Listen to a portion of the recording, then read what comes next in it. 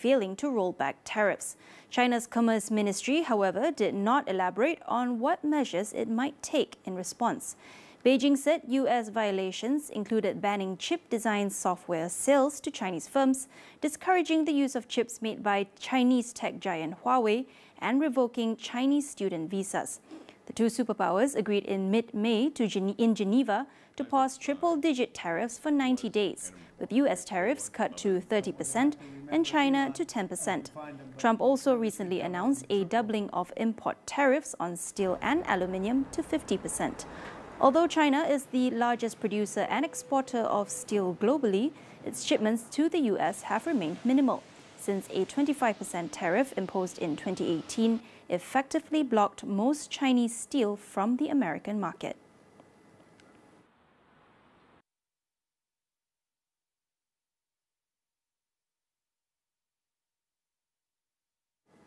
U.S. President Donald Trump and Chinese President Xi Jinping are expected to speak soon over trade tensions between the world's two biggest economies.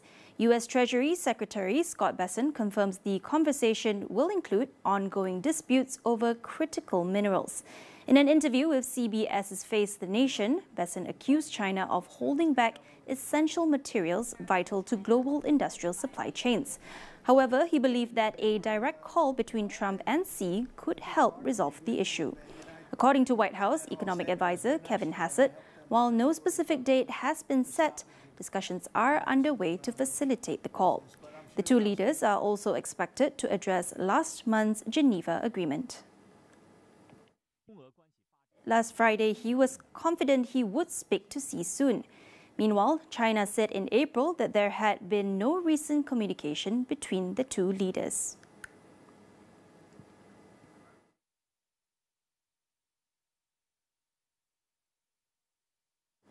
We'll be back with more after the break. Stay tuned.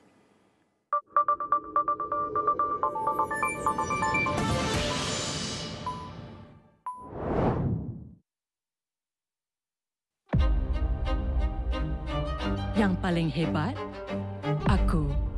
Kau nak sampai tempat aku? Teruskan bermimpi. Hebat? Kau yakin? Tenagaku terbukti. Aku dah lebih jauh. Kau bukan macam aku. Pilihan kau, punca kejatuhan kau. Memang ada yang hebat, hingga munculnya yang terhebat.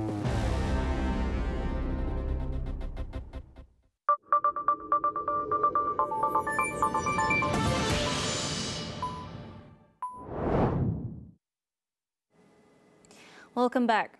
Russian and Ukrainian delegations are currently in Istanbul for a second round of peace talks. The meeting is taking place just hours after both sides carried out overnight attacks. Turkish Foreign Minister Hakan Fidan opened the meeting, expressing hope that the dialogue can reduce differences between the sides and move them closer to peace. Ahead of talks, the head of Moscow's delegation, Vladimir Medinsky, said that Russia had received Ukraine's draft memorandum for a peace accord and would present its own draft at the meeting. Ukrainian President Volodymyr Zelensky earlier said that Kiev was ready to take the necessary steps for peace. He reiterated his call for a full ceasefire, the release of prisoners, and the return of abducted children. An earlier round of talks in Turkey last month failed to bring significant outcomes to end the three-year war, apart from a prisoner swap.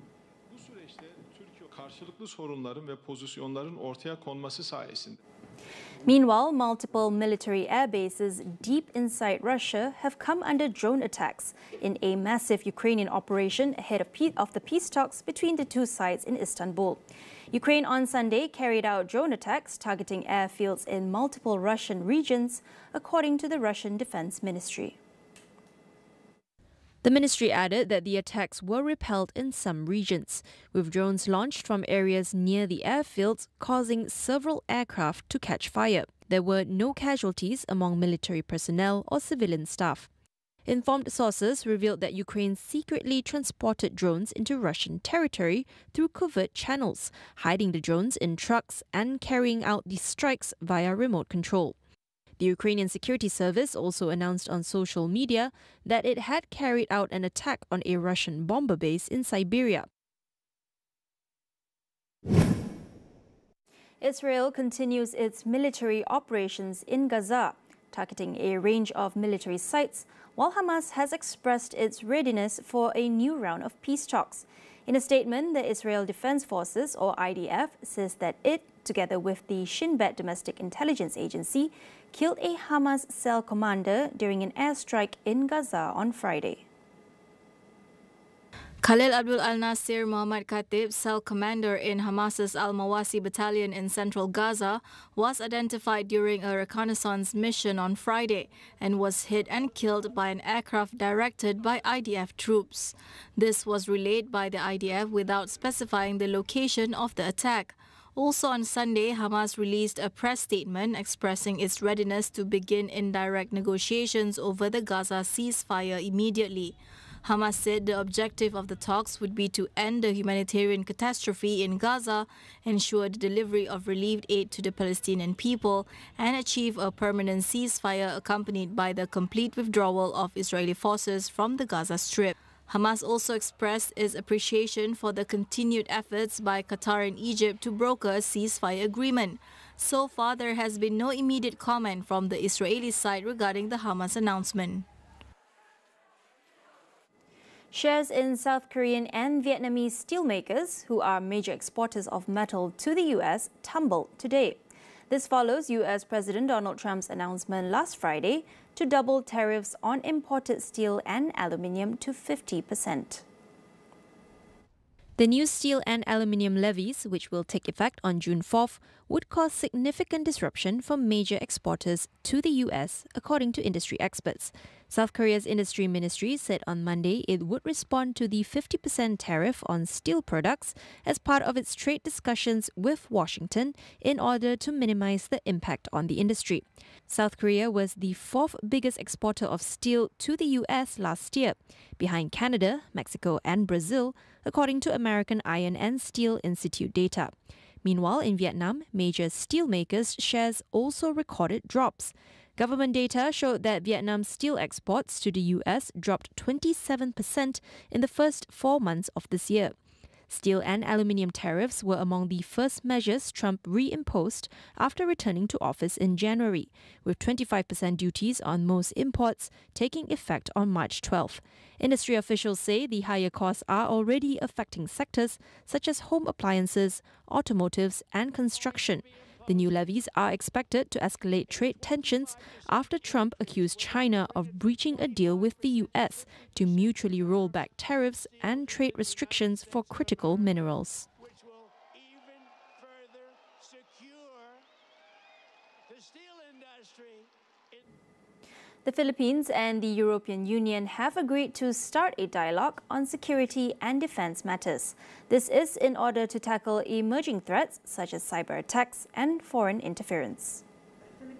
Philippine Foreign Minister Enrique Manalo made the announcement at a joint news conference with EU Foreign Policy Chief Kaja Kallas on Monday.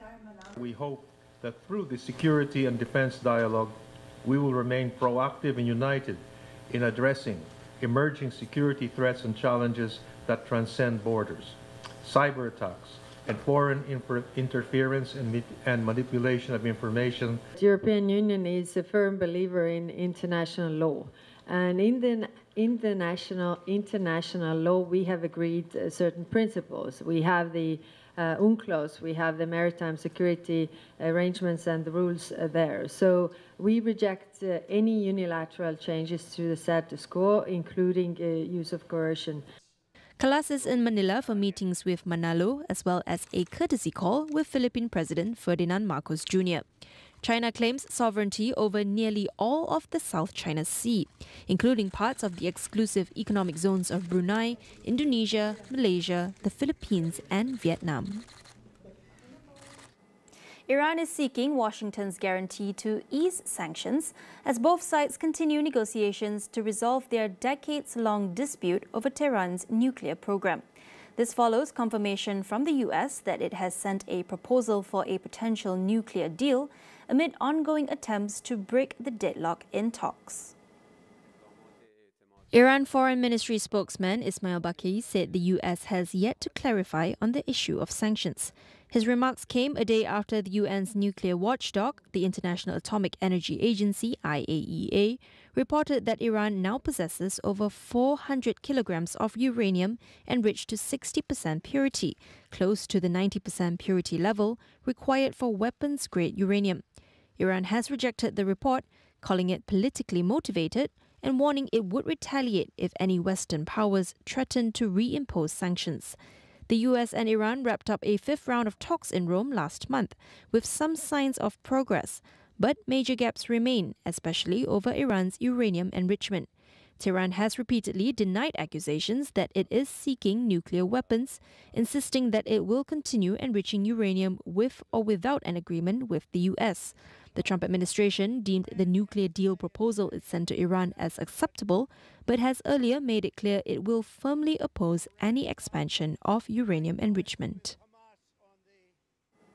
Global airlines shaved a key forecast for 2025 industry-wide profits today, blaming trade tensions and declining consumer confidence. Other than that, they also hit out at delays in jetliner deliveries that have hindered growth plans.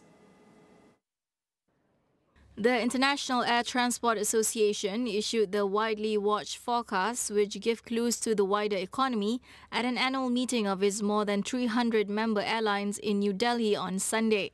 The IATA industry body now expects global airlines to post a combined profit of $36 billion this year, down slightly from a previous forecast of $36.6 billion in December before US President Donald Trump took office.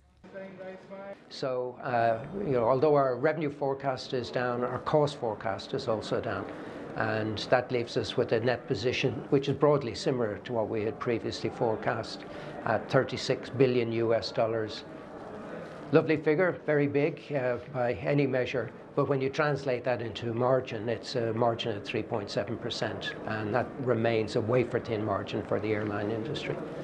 Trump's sweeping tariffs have stoked fears of an economic slowdown and squeezed discretionary spending, prompting many consumers, especially in the US, to delay or scale back travel plans.